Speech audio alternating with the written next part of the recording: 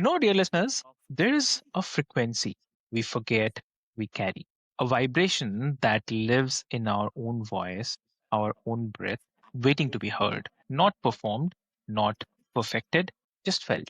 And tonight, we are sitting with someone who has spent 3 decades remembering what the voice really is. And it's not like what we were taught to believe. I'm your host, Avik, and you are listening to Mind Meets Machine. This is the podcast where we slow down enough to notice what actually moves us, what actually changes us. And today we say that what sound itself might be trying to tell us is. And we have a very lovely guest today. So please welcome Alison David. So welcome to the show. Hello, thank you very much. Amazing. Thank you so much, Alison, for joining us today. And in fact, we are meeting again, dear listeners. So it is really a great conversations last time we had. And today I also feel like we'll have a very compact discussion. So before we get into the discussion, dear listeners, I'd quickly love to introduce you with Alison. So Alison, she calls herself a music medicine woman. And through her work with Free Your True Voice, she spent over 30 years as a professional singer, composer, and coach, showing people that healing does not always needs words. Sometimes it just needs permission to resonate. Yeah. So I do not want to take much of your time. Let's get started. Welcome to the show again. Thank you. I'm very honored to be here. My Amazing. name is Alison Love David. I have love as my middle name. Amazing. Amazing. So dear listeners, you can understand with whom we are talking. It's really going to have a great conversation. So stay with us. So Alison, like most people think using their voice for healing means they need to sound good or trained or musical in some traditional way. So, what is the biggest misconception you run into when people first hear about using sound to facilitate their own healing? So, what do you have to say? Yeah, well, first of all, I think most people don't realize that they actually have a healing tool that is their voice. So when people talk about sound healing, they usually think about external tools. So I think that would be the first thing. And then if they were to use their voice, I'm not even sure. Most people don't know about that. But if they were, then yeah, I think they're likely to think about their own singing voice, the quality of their singing, whether they can sing or not, even though there isn't much renowned detail about how singing is particularly good for your health. But we know it is, like singing choirs, things like that, uplifting. There's the breathing with the vagus nerve. It's all really good for you. Being in groups, singing is great for you. So people will associate singing as if they were going to do sound healing with their voice, they're probably the first thing they think of is singing. But actually, there's so many other ways that you can heal with your voice. And I do like talking about ugly sounds. We could say ugly sounds. We could say unpleasant sounds.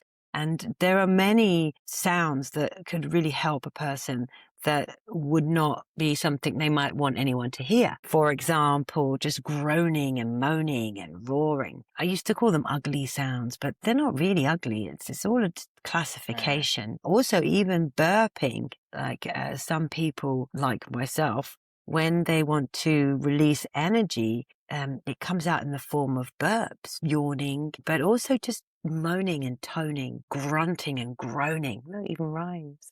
And then, as well as that, there's the power of our words. Our words are so powerful and they can be very used for healing. And people know a bit about that with like things like affirmations and mantra. Wow. So, if it's not about quality of the sound, what is it? I mean, what's it's actually about? Like, what are people really listening for when they start this kind of work? Yeah, interesting you said listening for. And that's a whole nother thing because sound is in, just like we breathe in and we breathe out. For you to use your full capacity of your sound healing, you need to tune your listening skills. Yeah, that really,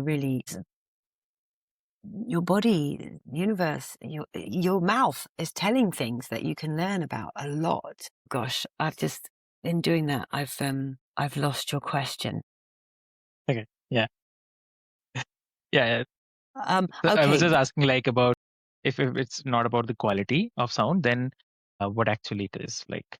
Yeah. Okay. So it's vibration. We are talking waves here, vibrational waves, frequency waves. And so just like color has frequency, light is a frequency, sound is a frequency. And the wonderful thing is that it creates vibration. If you take a glass of water and you put it next to a pumping speaker, you'll see patterns in it. And so one of the things, the thing that taught me about the healing power of my voice was noticing I'd stood next to speakers. I was drum and bass nightclubs and I'd be right in the speaker and I could feel it massaging my body. I could feel the sound like moving the water in my body. And that's how I came across this healing tool, understanding that you can use your sound vibrations and you can send them with your mind into different parts of your body. And the vibration of the water will create relaxation. Right. So I use that. I use that a lot. I've created on my album with 4 M's, Mindful Moments, Mantras and Meditations. That album, I have a sound vocal toning body scan, which I've used. And so when sometimes people do like meditations, when they scan through their body, well, you can apply sound to that. It takes practice, but you can apply sound, and those sound vibrations can loosen the liquid in your body. And if you think what a massage is, that's about moving the liquid muscle. So that was how I came across it. I started to direct my sound. Now, I wouldn't be singing, I would be toning. So I might be going, so even we could do it now, or you listeners could do it now. You could make an R sound and then just feel in your body where you can feel those vibrations. Well, with time, with energy, and with your mind, you can send those vibrations to different parts of your body. I remember when it was COVID and I was in pain, and I would just be groaning into the places where my pain was. And while I was groaning, the pain diminished. So I'd love you listeners to try it. I'd love you to try it. Amazing. That's amazing. And that shifts something. And we spend so much energy trying to control like how we sound to others that we forget our voice was kind of never meant to be curated. Yes. I mean, Yeah. we know about childbirth. Yeah. In childbirth, women are encouraged to sound. It helps to release the child from your body. Exactly. And this, I go to these fitness classes and we're doing all these fitness. And the other day it happened, we were doing some exercise and I groaned. And it's actually really natural to groan and to make sounds. But when I did it the other day, people giggled and then they said, she's speaking for us. But actually, we could all be doing it if we all just sighed more, if we all groaned and sighed when we feel that. It would feel so liberating. And the fact that we wander around being silent to conform is actually building tension inside us. And so when you can, if you can, just make sounds. If you can sigh, if you can groan, anything that you've been holding in, I really recommend to let it out. And also to start observing. We talked about listening earlier. Start observing when you do and when you don't let these sounds out. Because you could always save them to later. Go home and start groaning after work or whatever. It's so good for you. Yeah, exactly. And I definitely would love to ask you about, because it also connected to our daily life, right? So for someone who is listening right now, who feels that tightness, that holding back, how does this disconnection from voice or sound actually show up in their everyday life? Like, what do they start noticing once they realize it's there? That's a good question. I think more than anything with my free or true voice work, it's just about how we are restraining who we really are to conform, to fit in.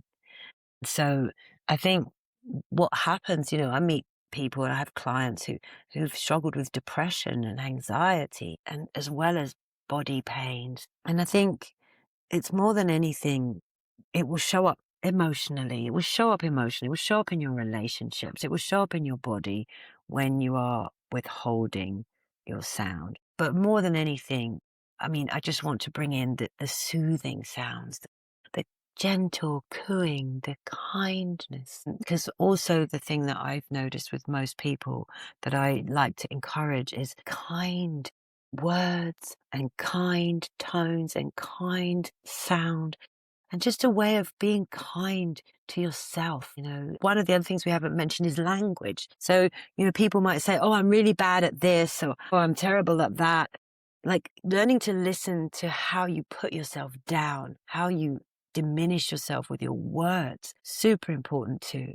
And so the flip side is to be able to be kind, to be gentle, to treat yourself like a child and be the parent, reparent yourself and use kind words. And so, yeah, mostly it presents in ways that self-hate, self-depreciation happens. And yeah, we can shrink in our bodies, we can shrink in our minds. And yeah, more than anything, I think it's just lack of self-worth, lack of care, self-care.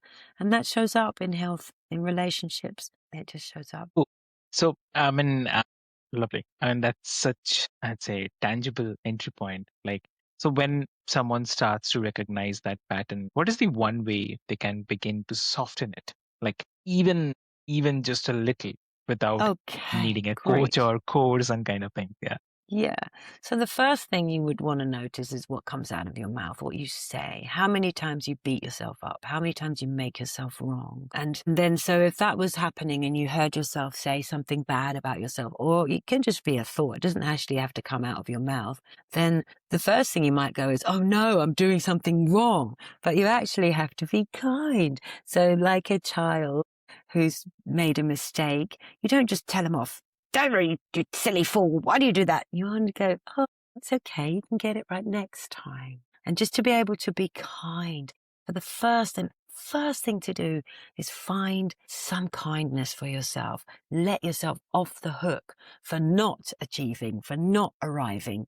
Just any way you can just go, it's okay. So even those two words, it's okay. Yeah, it's okay. You can use your name.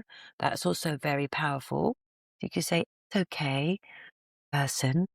For me, it's okay, Alison. I do it a lot and I'm still doing it loads. It's okay, Alison. You've noticed you've just put yourself down. You've done something that you didn't want to do and just soothing. It's okay. I think that would be the first thing I would recommend. If any way you can be kind to yourself, any way you can gently use your words, your tone. Did you see? I didn't go, it's okay. I went, it's okay. There's a tone there. That's the beginning. Yeah. So, I mean, if I ask you if you have to give one advice to the listeners today who are listening right now, or maybe you'll be listening later, if you have to give them one advice, what will you give? It would be a bit like what I just said, really. If it was the one piece of advice, it was start to build a relationship with yourself of kindness. You are beautiful. You are a genuine, lovely person. I have a song. It goes, who can really be to blame when intrinsically we are the same? We were born with open hearts and we're just trying to play the game. We were born with open hearts. We are beautiful. I wrote that song when I was pregnant, I think, and just looking at babies. And if you can just find yourself as a baby, your innocent self, and then also be your present self and almost split the two up. There's the baby you and the adult or whatever age you are, you, and then just try and build a relationship with these two people. It's called reparenting. That's what I call it. Just try and find a way to just give that person, that small, innocent version of you, some time, some attention, some kindness. I think that's the best that you could do. If that was the one piece of advice, I think that would be it. And if listeners wants to connect with you, how they can connect? Oh my gosh. So my name is Alison Love David. You can find me on social media as Alison David Vocalist. That's ALISONDAVID Vocalist. Or you can go to my websites. I have alisondavid.com. I also have freeyourtruevoice.com. So there's many ways to contact me. Thank you. Amazing. That's really amazing. So, dear listeners, what I'll do is I'll put all the links, details, everything into the show notes for you, easy reference, so that you can easily reach out to Alison. And I just suggest, please reach out to her. You will love it. So, I'll put everything in the show notes for you, easy reference. And I'll just say, like, your voice is not a kind of performance. It is a frequency that you are born carrying, and it has never needed your permission to matter, right? So first of all, thank you so much, Alison, for being here again and sharing your perspectives. I really love having conversation with you. So it's really, really great. Thank you so much for having here. And Thank you. for all the listeners, like I'd say, like, thank you so much for being here. Thank you for being here and listening to this conversation. And along with that, I'll say, like, if something actually landed, then just be with it.